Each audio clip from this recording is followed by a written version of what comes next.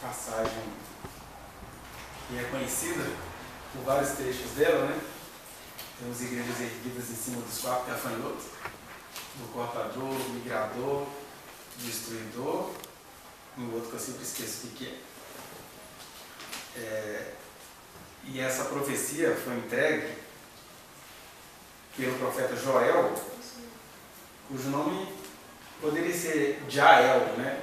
Que seria Jeová é Deus, o Senhor é Deus, alguma coisa assim. Aí foi transliterado, foi se transformando em Joel. Joel, Jael,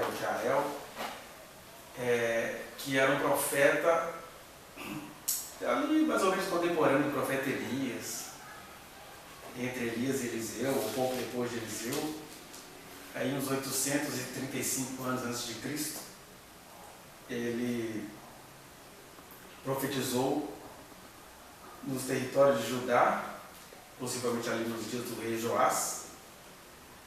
E o que é interessante é que esse livro ele é um resumo de tudo aquilo que a gente vai ver detalhado em todos os outros profetas, principalmente em Isaías, Jeremias e Ezequiel.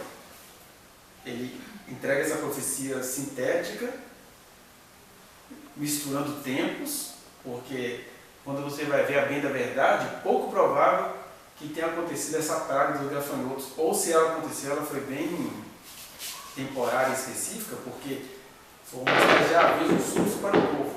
Mas quando você vai ver na descrição dos próprios gafanhotos, me parece que no original nem tem a palavra gafanhoto. Então está falando assim, o que levou o cortador, veio atrás o migrador e levou, e depois veio o destruidor.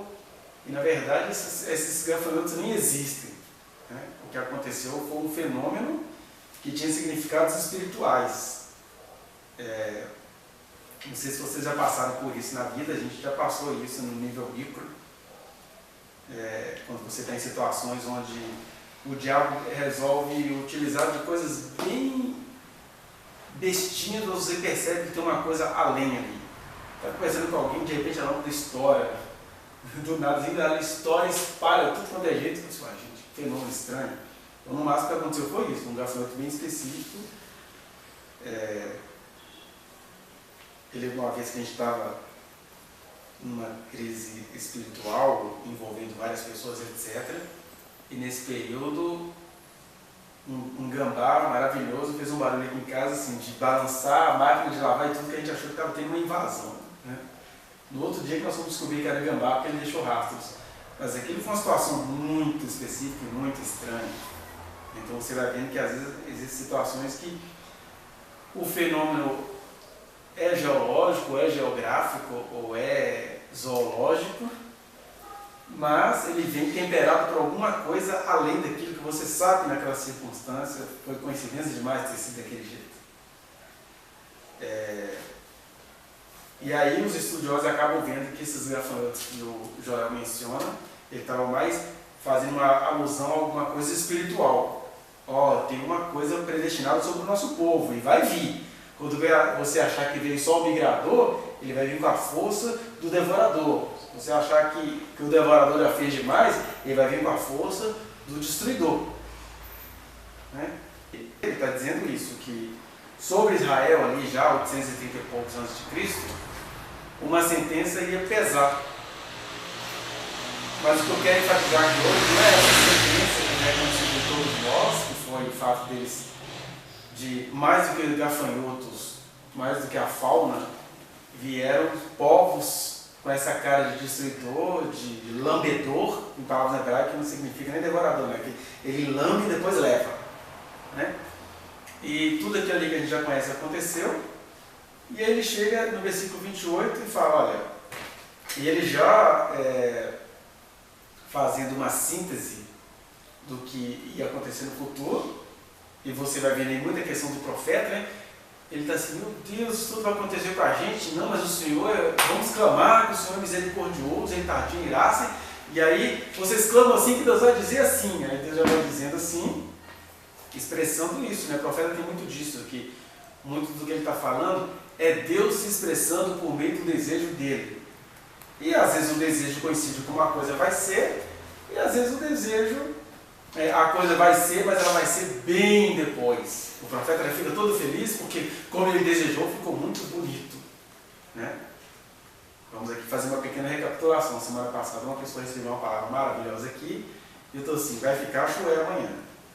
Porque é assim, Deus fala assim, fica quieta, eu vou resolver isso, o bicho está com raiva de mim, de você, aí você vai, Deus vai resolver tudo, aí chega lá, Deus não resolveu nada. Por que isso? Profecia tem muito disso. O profeta tem que aprender a não deixar o ego dele entrar, tem que entender quem é Deus. Porque quando você entender isso, você já ia sossegado e ele ia achar muita graça na sessão, não. Mas como Deus falou que ele vai resolver que a boca dele, tudo que parecendo que Deus resolveu foi coisa nenhuma. Aí a pessoa já despanca. E Deus falou, meu filho, eu não falei que o negócio do bicho é comigo, não é com você? Por que despencas? Por que caístes? Né? Então, se você não consegue entender nada que acontece com os profetas, o legal da gente ler livro de profeta é isso, é que você vai entendendo qual é essa emocionalidade deles. Deus falou, Ele vai cumprir a sua palavra. Sobretudo, você tem que entender que muito da esperança do profeta é uma esperança, que Deus vai cumprir a sua palavra, mas Deus jamais vai deixar a palavra dele sequestrada ao sentimento do profeta, nem a raiva de Jonas, que queria que aqueles ninivitas todos se F, ou a esperança de um Deus é o Senhor, Joel, pensando assim, Deus vai resolver tudo, vai ficar tudo ok, tá gente? Amém, graças a Deus. E quando ele vai analisar as palavras que estão aí, ele vai dizendo que vai chamar o povo todo, o migrador, o portador do destruidor não terão mais vezes, vai ficar tudo em paz, e acontecerá depois que derramarei do meu espírito sobre toda a carne, vossos filhos e vossas filhas profetizarão, vossos jovens terão visões, vossos velhos sonharão, e até sobre os céus e as céus vou derramar do meu espírito naqueles dias. E ele continua dizendo o que o espírito dele vai fazer. O sol se converterá em trevas, a luz se converterá em sangue, dizendo, olha, quem está falando sou eu. Não é o seu sentimento, não é a sua emocionalidade. Sou eu que estou falando.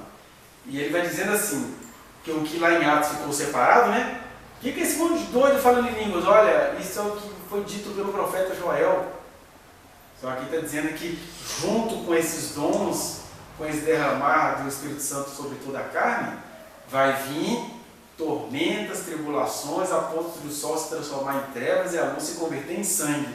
Aquele dia do fenômeno da lua com sangue, fica todo mundo evocando esse versículo. Não está falando desse fenômeno de luz se converter em sangue. Está falando tanto de uma coisa que pode ser geológica, de uma luz se converter em sangue mesmo, como de uma coisa mais fenomenológica, que as noites serão derramamento de sangue e os dias serão trevas, podridão. E vai entender isso quem tiver o discernimento do profeta, não é quem gosta de ver fenômenos. Porque assim como o gafanhoto não precisa ser literal, a lua e o sol se transformando em sangue não precisa ser literal. E a gente confunde muito literal com verdadeiro. Quem gosta de confundir literal com verdadeiro é o anticristo. Os milagres do anticristo são tidos como verdadeiros por quê? Porque eles são literais. O anticristo vai fazer uma imagem falar. Por isso ele será seguido. Os sinais verdadeiros do Espírito da profecia já são diferentes. Eles são reais, são tão verdadeiros, que muitas vezes eles nem são literais. E quando são literais, eles não são nem fotografáveis. Ninguém tirou foto, né? De Jesus salvando o mundo, dizendo para as suas mãos entregue do Espírito, a natureza protestou literalmente. O dia ficou escuro,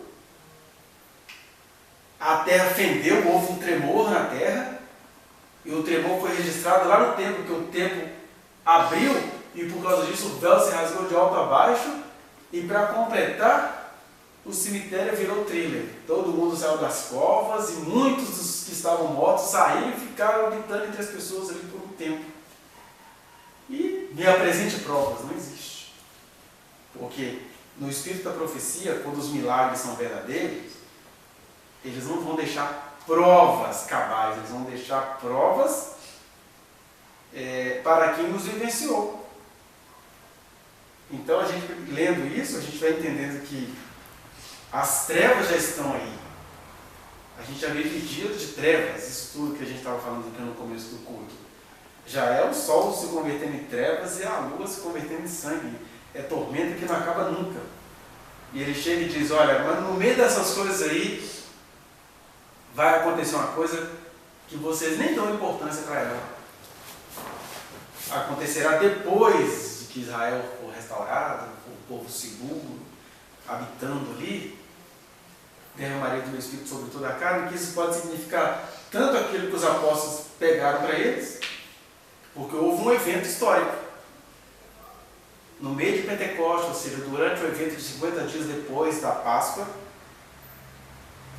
estavam todos reunidos no mesmo lugar, de repente, sem ninguém buscar, sem ninguém dizer qualquer hora, veio do céu um som como um vento veemente, impetuoso, e encheu toda a casa, e aquele monte de galileu começaram a falar em línguas que eles nunca tinham estudado, porque era um evento cosmopolita, tinha gente da terra inteira ali. Na Páscoa, Pentecostes, festa dos tabernáculos, Israel estava lotado de pessoas. Aí o Espírito Santo se derramou sobre toda a carne. Mas esse Espírito se derramou sobre toda a carne, ele continua se derramando por meio dessas coisas que vem depois. Do sol se transformando em trevas, da luz se transformando em sangue, até que venha o terrível dia do Senhor. Ele continua sendo derramado.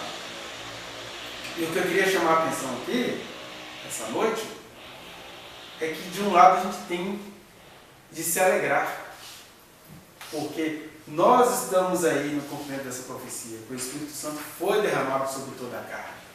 É tragédia a gente buscar batismo com o Espírito Santo, porque ele já foi derramado.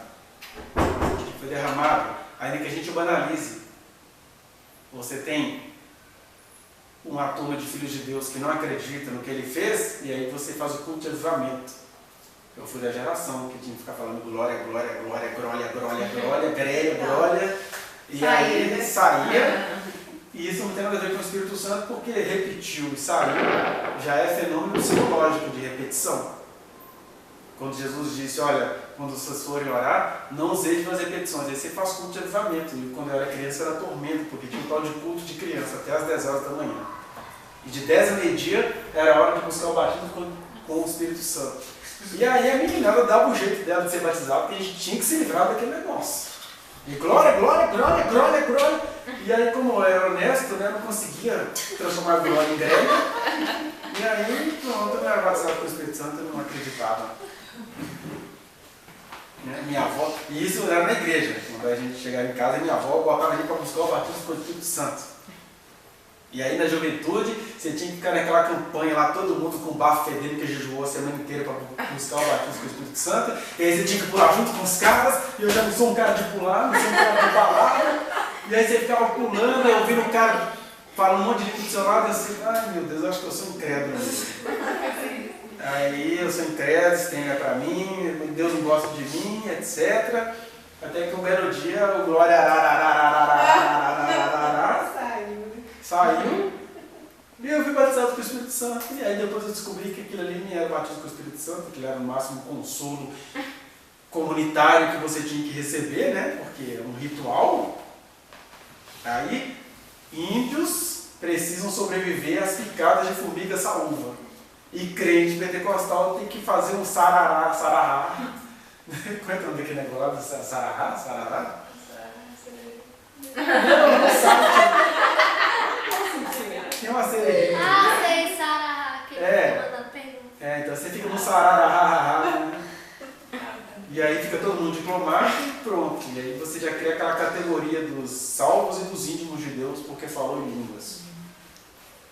E a gente tem essa alegria de pensar assim, olha, não preciso pagar esse mico, mas aí a gente vai para o outro oposto. Também, foi derramado, já está feito. O está feito em certas bocas é tão trágico, né? Está feito, simples. Está feito, é verdade, está feito e é simples. O problema é que o simples de Jesus era um simples cerimonioso, assim. Gente, é simples. Vocês deveriam ter outras lógicas.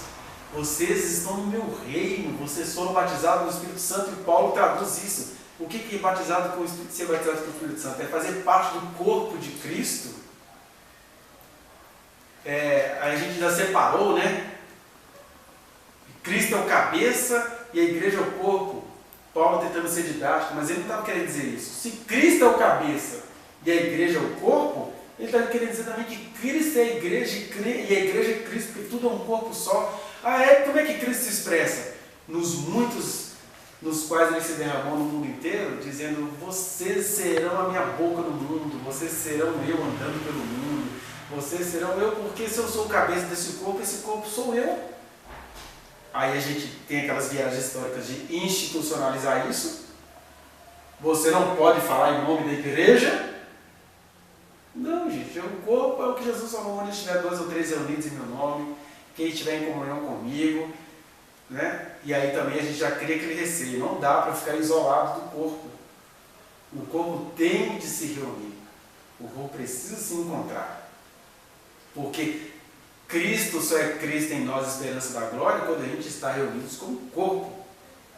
Seja lá o que isso signifique no tempo e espaço. Né? Mas à medida que o corpo vai se reunindo, a gente vai entendendo com quem que a gente tem que andar, o que a gente tem que fazer.